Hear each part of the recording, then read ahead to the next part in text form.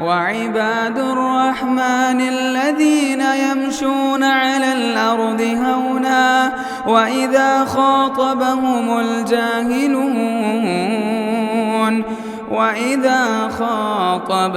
الجاهلون قالوا سلاما.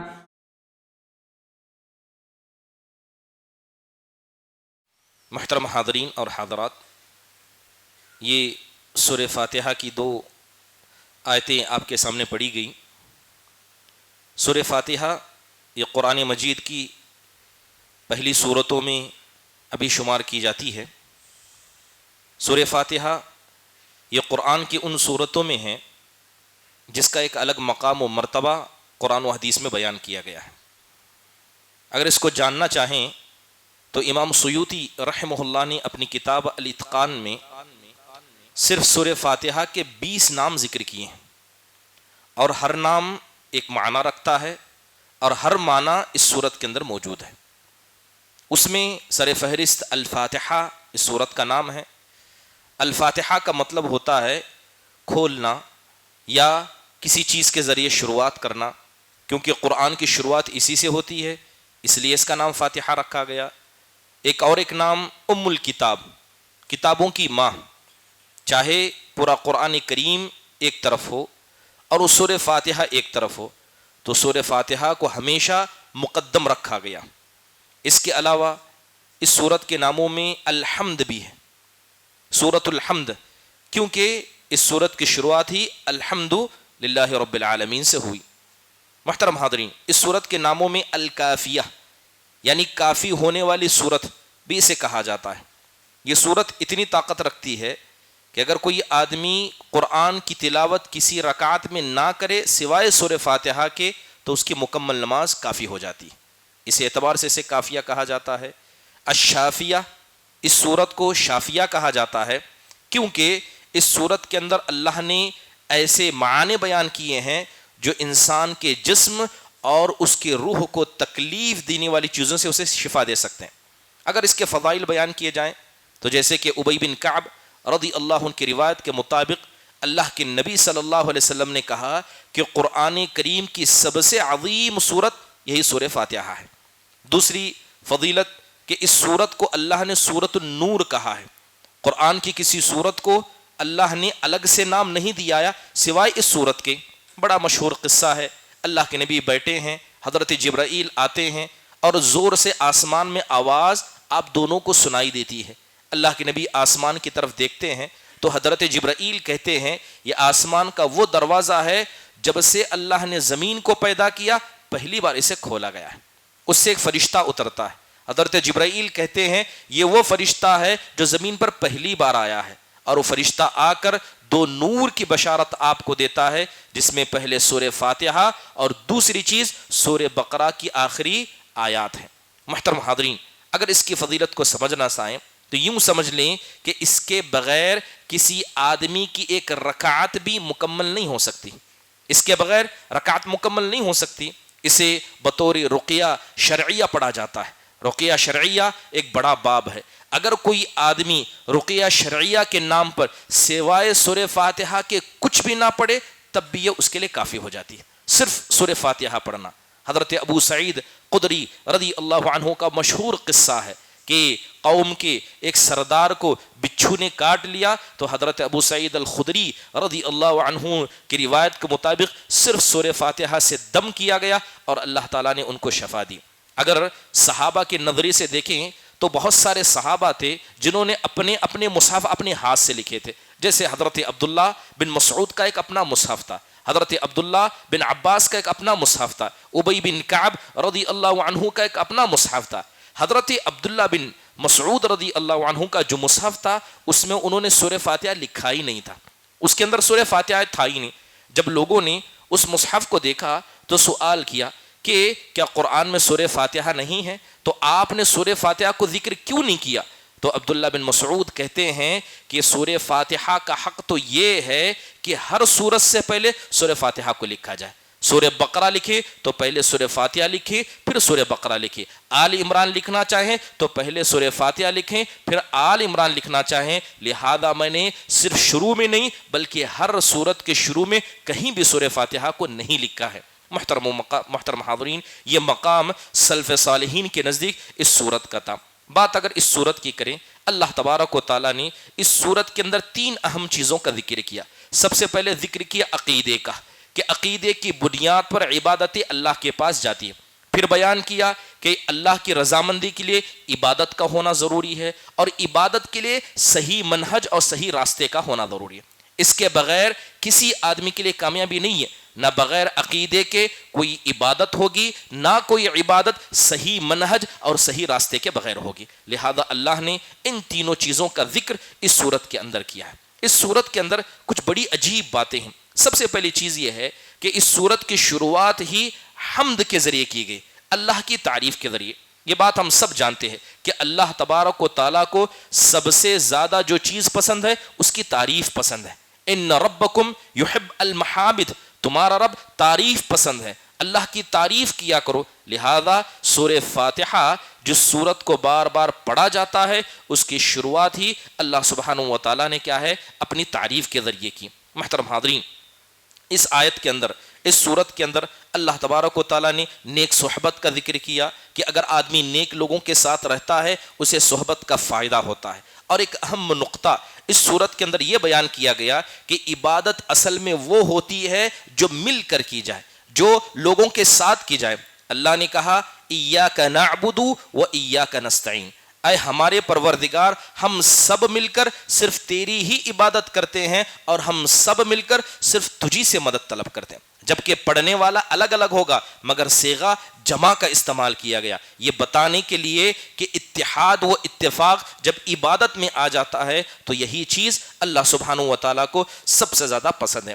اس کے علاوہ سورت کے آخر میں اللہ تعالیٰ نے ہدایت مانگنے کا حکم دیا کہ انسان اللہ تعالیٰ سے ہدایت مانگے۔ محترم حاضرین، ہدایت یقیناً یہ اللہ تبارک و تعالیٰ کا فضل ہوتا ہے، اللہ جسے چاہے اسے ہی ہدایت عطا کرتا ہے۔ اگر عمومی طور پر کہا جائے کہ اس سورت کو ہم دیکھتے ہیں تو پتہ یہ چلتا ہے کہ اس سورت میں اللہ تعالیٰ نے ہدایت مانگنے کا حکم دیا اور اللہ نے 2 راستوں سے بچنے کا حکم دیا۔ اب ایک آدمی دن میں کتنی نمازیں پڑھتا ہے؟ اگر ایسے ہی موٹا موٹی گنا جائے تو 17 رکعات دن میں فرض پڑھتا ہے، 12 رکعات یہ سنتیں ہیں، اور اگر نفل پڑھے تو 7 نفل ثابت ہیں۔ اس اعتبار سے 24 گھنٹے کے اندر انسان 36 رکعات کو ادا کرتا ہے، اور ہر رکعت میں سورہ فاتحہ پڑھنا واجب ہے۔ تو گویا وہ 24 گھنٹے کے اندر صرف نماز میں 36 مرتبہ اللہ سے ہدایت مانگتا ہے۔ اب سوال یہ ہے کہ اتنی بار ہدایت مانگنے کی ضرورت کیا ہے؟ اس کی وجہ قرآن میں اللہ نے بیان کی۔ اللہ تعالیٰ کہتا ہے کہ اس شیطان کو یاد کرو جو ایک لمحہ بھی تم سے غافل نہیں ہے، اور ایک لمحہ بھی اسے مل جائے تمہیں گمراہ کرنے سے پیچھے نہیں ہٹے گا۔ اسی لیے سفیان الثوری رحم اللہ سے پوچھا گیا اینام الشیطان، کیا شیطان سوتا بھی ہے؟ کیا وہ آرام کرتا ہے؟ تو بتایا گیا کہ اگر شیطان ایک لمحے کے لیے بھی سو جائے آدھی انسانیت سدھر جائے، لہذا شیطان ایک لمحہ بھی نہیں سوتا۔ اس نے اللہ سے وعدہ کرتے ہوئے کہا تھا لَأَقْعُدَنَّ لَهُمْ صِرَاطَكَ الْمُسْتَقِيمَ، اے اللہ تو نے جو سیدھا راستہ لوگوں کو بتایا ہے میں اس کے سامنے آ کر کھڑا ہو جاؤں گا، میں لوگوں کو دائیں لے جاؤں گا، میں لوگوں کو بائیں لے جاؤں گا، کسی کو آگے سے کھینچوں گا، کسی کو پیچھے سے کھینچوں گا۔ اے اللہ تیری ساری نشانیوں کے بعد بھی، فطرت اسلام کے بعد بھی، اس عقل کو دینے کے بعد بھی، نبیوں کے نازل کرنے، کتابوں کے اترنے، اس طرح کے علمی مجالس کے سننے کے بعد بھی، اے اللہ تو اپنی اکثر مخلوق کو اپنا ناشکرہ پائے گا۔ سبحان اللہ۔ اس لیے ضرورت ہے کہ انسان اللہ تعالیٰ سے کیا کرے؟ اہدنا الصراط المستقیم، اللہ تعالیٰ سے کیا ہے صحیح راستے کی ہدایت مانگے۔ محترم حاضرین، جو بات اللہ تعالیٰ کی تعریف کی جائے، یقین جانیے قرآن و حدیث کو جب پڑھتے ہیں تو ایک بڑی پیاری چیز پتہ چلتی ہے، وہ یہ ہے کہ انسان کو اللہ نے بتایا کہ جو نعمت آپ چاہتے ہیں کہ ہمیشہ آپ کے پاس رہے، اس نعمت کے مسئلے میں اللہ کی تعریف کیا کیجیے۔ اگر آپ چاہتے ہیں کہ صحت ہمیشہ رہے تو جب بھی صحت کا ذکر آئے الحمدللہ کہا کیجیے، کیونکہ اللہ ان نعمتوں کو بندوں پر ہمیشہ باقی رکھتا ہے جس نعمت کے مسئلے میں بندے اللہ کا شکر ادا کرتے ہیں، اس کی تعریف کرتے ہیں۔ لہذا اس لیے جگہ جگہ انبیاء نے کہیں اسلام کی نعمت پر الحمدللہ کہا، علم کی نعمت پر الحمدللہ کہا، اور اللہ تعالیٰ نے جو ہدایت دی اس پر الحمدللہ کہا۔ تو سیدھا اصول یہ ہے کہ جس نعمت کے بارے میں آپ اللہ سے خیر کی توقع رکھتے ہیں ہمیشہ کیا کریں؟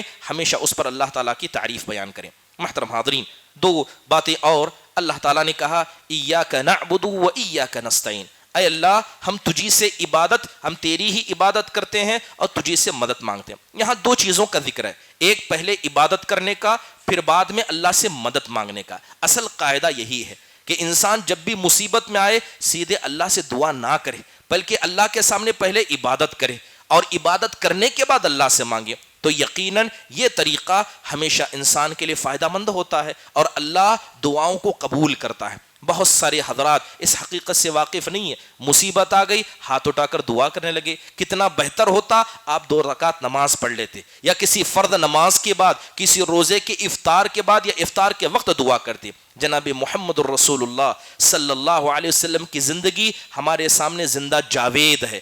اللہ کے نبی صلی اللہ علیہ وسلم رات میں کھڑے ہو کر عبادت کرتے، آپ کے پیر سوج جایا کرتے۔ حضرت عائشہ رضی اللہ عنہا دیکھا کرتی تو کہتی، اے اللہ کے نبی اتنی عبادت کیوں کرتے ہیں؟ تو اللہ کے نبی کہتے، افلا اکون عبدا شکورا، کیا اللہ کا شکر گزار بندہ نہ بنوں؟ اور اللہ کا شکر گزار بندہ ہمیشہ اللہ تعالیٰ کے مسئلے میں عبادت کو لگا رہتا ہے۔ غزوہ بدر کا موقع دیکھیں، اللہ کے نبی لڑائی کے لیے نکلے ہیں جبکہ ارادہ لڑائی کا نہیں تھا۔ 319 صحابہ ہیں، نہ ہتھیار ہے، نہ لڑنے کا ارادہ ہے، نہ لڑنے کی نیت سے نکلے۔ سامنے 1000 کا لشکر ہے، ہتھیار بند ہے، سب کچھ ہے، مقابلہ ہونا ہے۔ اللہ کے نبی نے مقابلے سے پہلے کیا کیا؟ سب سے پہلے آپ نے نماز ادا کی، آپ نے اللہ کے سامنے 2 رکعت نماز پڑھی، پھر اس کے بعد اللہ کے نبی صلی اللہ علیہ وسلم نے ہاتھ اٹھا کر اللہ سے دعا کی۔ یہ اللہ سے مانگنے کا ادب ہے۔ غزوۃ الاحزاب کے موقع پر آپ دیکھیں کہ ایک بڑا لشکر مدینہ پہ آ کر حملہ کرتا ہے، نہ اللہ کے نبی صلی اللہ علیہ وسلم نہ مسلمان اس سے لڑنے کی طاقت رکھتے تھے،